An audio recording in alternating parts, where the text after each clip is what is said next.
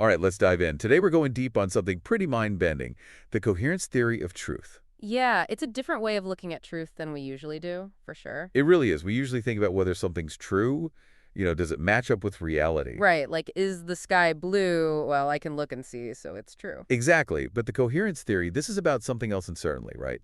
It's more about how well a statement fits in with a whole system of beliefs. Yeah, and you can think about it like, imagine you have a bunch of beliefs, all kind of like pieces of a puzzle. Okay, I can see that. And how well they fit together, how coherent they are, that's what determines whether something's considered true in this theory. So it's less about matching the outside world and more about internal consistency. You got it.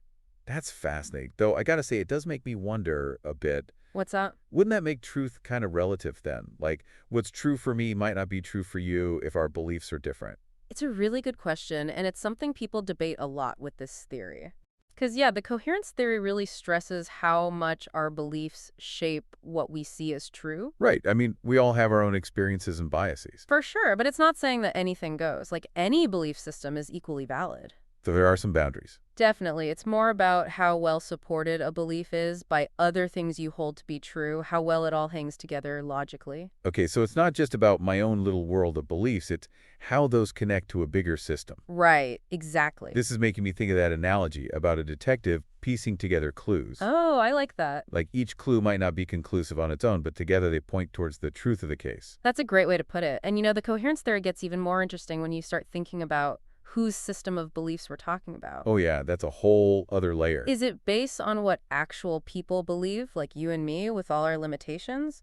Or is there some kind of ideal system of beliefs we're comparing things to? Whoa, you're blowing my mind a little bit here. So are we talking like some ultimate truth that exists even if we don't fully know it? That's a big question, and philosophers have different takes on it. Some say truth is relative to which belief system you're using. So there could be multiple truths almost. Yeah, in a way, it depends on the context, but others argue there's got to be some absolute system, maybe one held by, like, a perfectly rational being. Okay, so even if we messy humans never figure it all out, there's still some kind of real truth out there. That's one way to look at it. This is getting deep fast. But if we're stuck with our limited human perspective, how can we ever be sure something fits with this ultimate truth, whatever that is? That is the challenge, isn't it? It's like we only see a tiny part of the whole picture. Exactly. So I'm hooked on this idea, but helping out here, why would we even use this coherence theory approach if we can't just step outside our own minds and see the truth directly? Well, one big reason is that we can't really escape our own beliefs, can we? We always see the world through that lens, our experiences, our culture, everything. Yeah, that makes sense. We can't just hit a reset button and become totally objective. Right. So if we're always working within our belief systems, then judging a statement's truth by how well it fits, how coherent it is, well, that seems like a pretty reasonable way to go about it. Okay, I see the logic there. But hold on, wouldn't this make truth totally subjective? If I believe something totally off the wall, but I make it fit with my other beliefs, isn't it true for me then? Haha, you've hit on one of the big critiques of the coherence theory there. It's called the specification problem. How do we decide which system of beliefs is the right one to judge truth by? Yeah, if my system is just as good as anyone else's, it seems like truth kind of loses all meaning. Exactly. And philosophers like Bertrand Russell, they argued that if you can't anchor truth to something outside just internal consistency, then the whole theory falls apart. So we need some kind of external grounding, otherwise it's just truth by whim. That's the argument. But people who like the coherence theory would say, hey, it's not arbitrary. Our belief systems are based on shared human experiences, observations, the way we reason, not just some random stuff I made up. So it's about what fits with a broader framework of understanding, something bigger than just me. Right. And that understanding is always changing, too, as we learn new things. So it's dynamic, not just fixed. Exactly. Okay, that's making more sense. But what about things that nobody believes or maybe hasn't even thought of yet? Like some event that happened way back in history, we've got no record of it.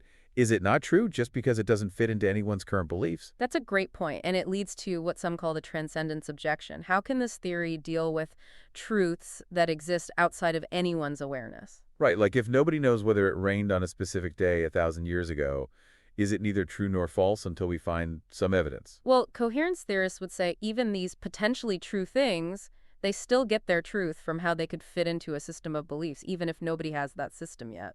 Hold on, you're saying even if we never figure out if, let's say, Queen Victoria ate toast on some random Tuesday in 1855, the answer's still out there somehow potentially fitting into some ultimate truth we don't know. That's the idea. The truth exists as a possibility waiting to be integrated into a coherent system if the right evidence pops up. Wow, okay. This is giving me a whole new way to think about truth. It's not just what we know now, but the potential for things to connect, even stuff we haven't discovered. That's a key part of the coherence And theory. it makes sense in a way, like the universe has this underlying structure, and we're just trying to map it out. Exactly. And, this whole idea of coherence even applies to something as fundamental as logic itself. Wait, really? So the rules of logic depend on this theory too? Some philosophers say so. They argue that the laws of logic, which we think of as the basis of truth, well, even those are grounded in this coherence idea. So it's like saying we know this is coherent because it follows logic, and we know logic is true because it's coherent.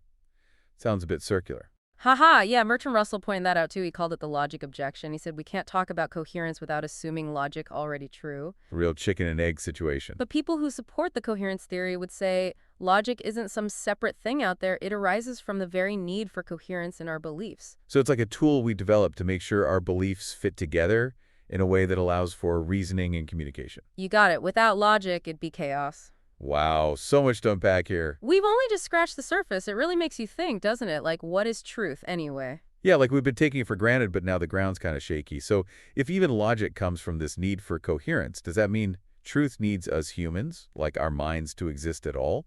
Would there even be truth if we weren't around to make these systems of belief? That's a huge question. And yeah, some people who like the coherence theory do lean towards that idea that truth is made by minds in a way. So without us, it'd just be a bunch of stuff happening, but no real meaning or truth to it. Just chaos. Some folks think so. They'd say it's us connecting the dots, making a story that makes sense. That's what makes something true. But what about, like, science, right? The Earth going around the sun, that seems true whether anyone's around to think about it or not.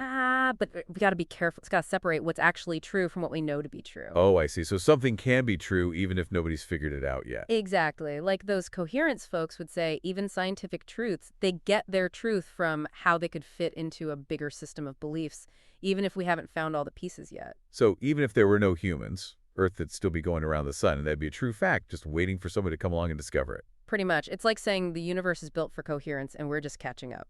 Mind blown again. So are you saying things we haven't even thought of are still bound by this, like potential for coherence? Yeah, that's the idea. And that brings us back to those belief systems. Remember, they're not just random, like we said. Right, grounded in our experiences, how we observe things as humans. And all the reasoning and arguing we do as a species, It's like this giant project we're all working on, adding to what people knew before us. that's a great way to put it. And some of those beliefs are way more important than others, like the foundation. Like the basic math stuff, the laws of physics, got to get those right. Exactly. Those are hard to change without messing up the whole system. Like pulling a brick out from under a house. Whoops. Exactly. And that's how the coherence theory deals with things that might be false or don't fit. Okay, so someone believes something we know is wrong, flat Earth, for example. How do we approach that with this theory? Well, we look at how that belief fits or doesn't with all their other beliefs and with what we generally know to be true. So if they also believe in planes flying all over the world, problem. Right. That's got to be addressed for their beliefs to be coherent. So either the Earth isn't flat, or they need a really good explanation for those planes. That's the point. We want our beliefs to make sense, so we got to work out the It's contradictions. like our brains are always checking for errors. And that doesn't just happen in one person's head, it's happening in society all the time. Like when new scientific discoveries come out and people have to change what they thought was true. Exactly. Think about when we realized the sun was the center, not the earth. Had to be a lot of people who didn't like that idea. For sure. But the evidence was there, so eventually the whole worldview changed. So it's not just about accepting what fits, it's about actively trying to make things more coherent, even if it's hard. Absolutely. It's about looking for the best explanation, even if it means changing what we believe. More brain workouts. Right, and it shows that truth isn't just sitting out there waiting for us. It's something we figure out bit by looking for coherence. Okay, starting to click for me now. So the coherence theory, it's a tool for understanding how knowledge happens and how we get closer to the truth, even if it's messy. Exactly. It's about how our beliefs, what we hold to be true, shape our understanding of everything. And how that push for coherence can lead us to a better picture of reality. It all comes down to that, making things make sense. It's amazing to think that this is happening all the time, isn't it? Like, our brains are always trying to make things fit together. It is. It's like a constant process, trying to smooth out the bumps in our understanding. And on that note, one thing we've been dancing around is this whole question of relative versus absolute truth. If truth is about coherence within a system, Doesn't that mean there could be, like, multiple truths, even if they clash with each other? Right, that's a big one. And yeah, folks who aren't so keen on the coherence theory, that's one of their main points. But we got to remember, these belief systems, they're not just floating out there in isolation. Right, we keep coming back to that. They're based on how we experience the world, what we observe as humans. And all the thinking and debating we do as a species. So that shared ground, it limits how different those systems can really be. So it's not like everyone gets to make up their own truth and call it a day. Exactly. There are limits, right? A belief system that's completely bonkers, that contradicts itself all over the place. It's not going to last. It'll fall apart eventually. And that's where this idea of degrees of truth comes in. Oh, interesting.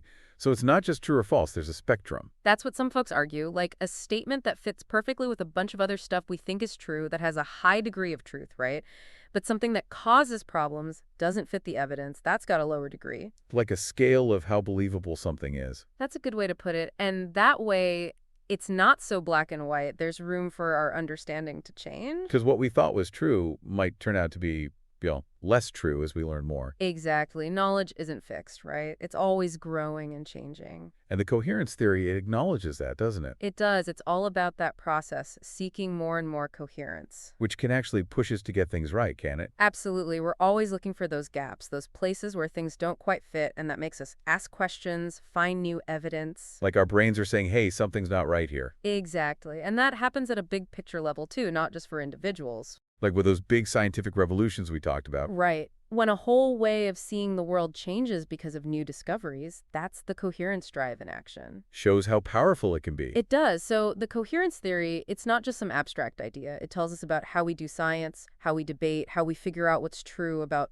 everything around us. It really highlights how important it is to talk to each other, to think critically, to be open to new information if we want to get closer to the truth. Couldn't have said it better myself. And it reminds us that truth isn't just handed to us, it's something we build together by observing, thinking, arguing, really engaging with the world. It's a process, a journey, and coherence is our guide. Well, I feel like we've been on quite a journey today, learned a lot about truth, about knowledge, and how this idea of coherence ties it all together. It's been a pleasure diving deep with you. Likewise.